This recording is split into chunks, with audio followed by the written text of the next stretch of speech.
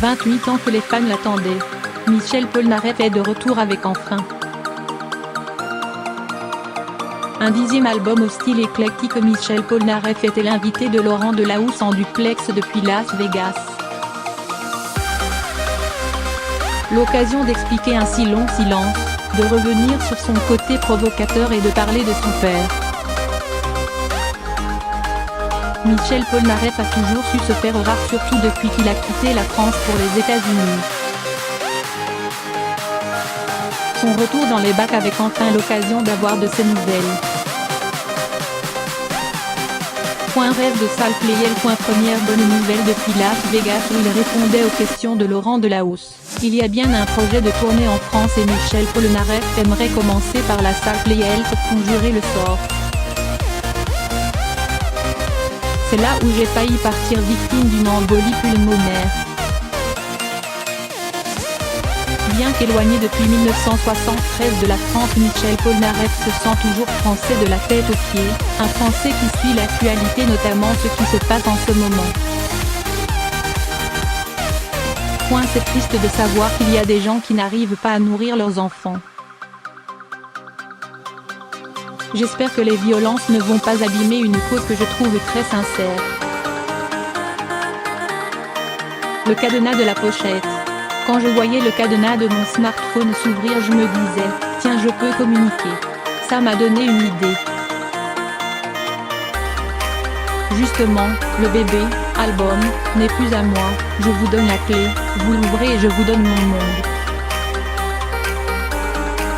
Une si longue attente. Il y a une surenchère sur les dates de ma soi-disant absence.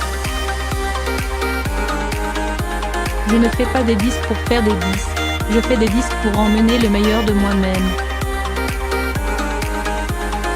Je pense avoir réussi avec Enfin. Je suis très fier de ce disque. Il y a eu des problèmes de santé, ma tournée que j'ai dû interrompre.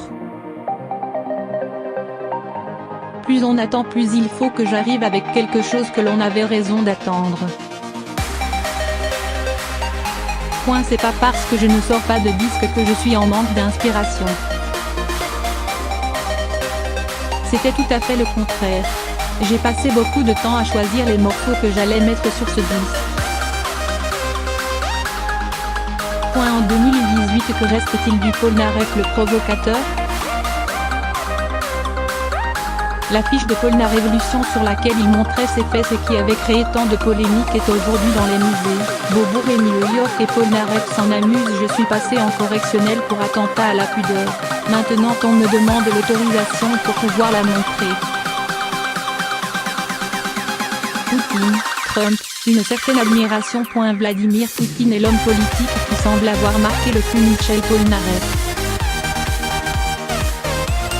C'est pas de la provocation d'admirer Poutine. C'est un chef d'État qu'on comprend alors qu'il y en a d'autres qu'on comprend un peu moins. Et Donald Trump. Ce qui me plaît chez lui, c'est que c'est un président qui parle russe.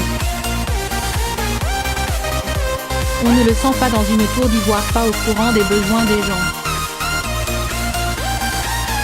Je ne dis pas qu'il est parfait.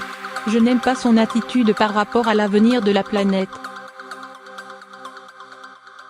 Les coups de ceinture du père. Devrais-je en vouloir à mon père de m'avoir traité en esclave des musiciens classiques Chopin ou Debussy? 10 heures de piano par jour, ça fait beaucoup d'heures. Je ne peux pas lui reprocher. Le seul truc que je lui reproche, c'est de m'avoir donné des coups de ceinture à chaque fois que je faisais une fausse note ou que je chantais faux. Je lui ai pardonné. C'était très important de lui pardonner. Johnny, ce héros. Pour moi, Johnny est un grand héros. Il a montré un héroïsme extraordinaire jusqu'à la fin. Je ne sais pas comment il a pu faire les vieilles canailles. Il faut un courage extraordinaire. Je sais qu'il souffrait déjà beaucoup. Quand on a un ami, on n'a pas envie de savoir qu'il est dans la douleur. On a envie qu'il s'en aille. On serait égoïste de pas souhaiter qu'il s'en aille.